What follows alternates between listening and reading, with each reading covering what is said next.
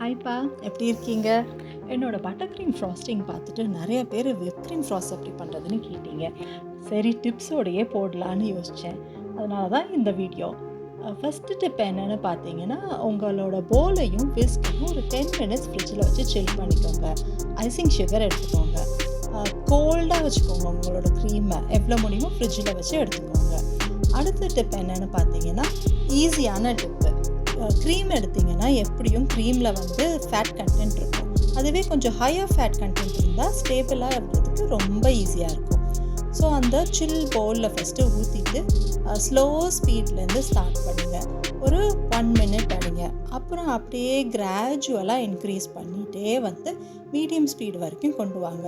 Altogether ஒரு 2 minutes R 3 minutes வந்தாலே போதும்.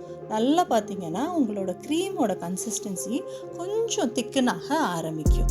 இந்த ஸ்டேஜ் வந்து ஸ்டாப் பண்ணிப்போம்.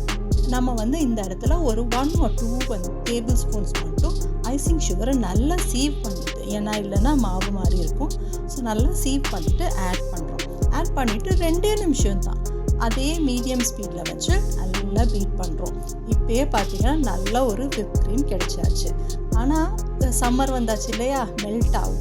ஸோ எக்ஸ்ட்ரா டிப் என்னென்னா, கொஞ்சோண்டு கார்ன்ஃப்ளவர் இல்லைனா கார்ன்ஸ்டார்ச் வந்து போட்டுக்கோங்க.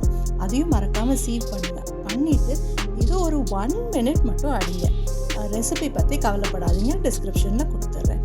ஸோ 1 மினிட் மட்டும் அடிங்க. அடிச்சிங்கனாலே நல்ல ஒரு விப் க்ரீம் வந்துடும். ஹேண்ட்லேயும் பீட் பண்ணலாம், ஆனால் வலிக்கும். அதனால் மிஷின் இருந்துச்சுன்னா அது ஈஸியாக போயிடும் உங்களுக்கு. ஸோ ஸ்டேபிள் பட்டர் க்ரீம் வந்தாச்சு. ஸோ நம்ம என்னென்ன டிப்ஸ் சொன்னேன்னு மட்டும் சம்மரைஸ் பண்ணிடவா? ஃபஸ்ட்டு ஐசிங் சுகர், அதான் வந்து ஃபஸ்ட்டு பெஸ்ட் ஆப்ஷன். ஆனால் ஜாஸ்தி போட்டிங்கன்னா ஸ்வீட்னஸ் ஏறிடும், பார்த்துக்கோங்க. அடுத்த ஆப்ஷன் என்னென்னு பார்த்தீங்கன்னா கார்ன்ஃப்ளவர் இல்லைனா கார்ன்ஸ்டார்ச். இதுவும் வந்து கொஞ்சம் ஜாஸ்தி போட்டுட்டிங்கன்னா கொஞ்சம் மாவு மாதிரி ஆஃப்டர் டேஸ்ட் இருக்கும். அதனால் ஜாஸ்தி போடாதீங்க.